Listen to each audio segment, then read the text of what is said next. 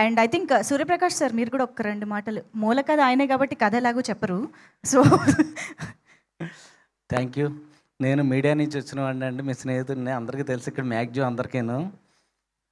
మన వన్ ఇండియాలోను ఏషియానెట్లో ఇట్లా పనిచేశాను. పవన్ గారు నాకు మంచి మిత్రుడు. ఆ తర్వాత డైరెక్టర్ గారు కూడా అయ్యారు.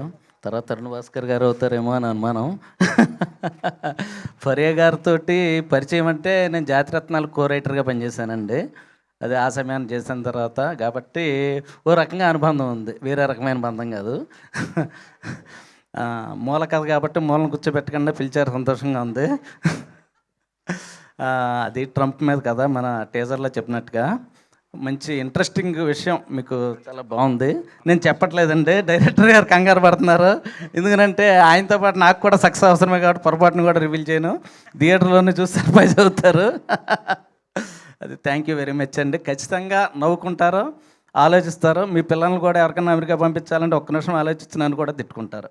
Thank you. Thank you sir. Sir ఇటు ఇచ్చేసేయండి. Thank you so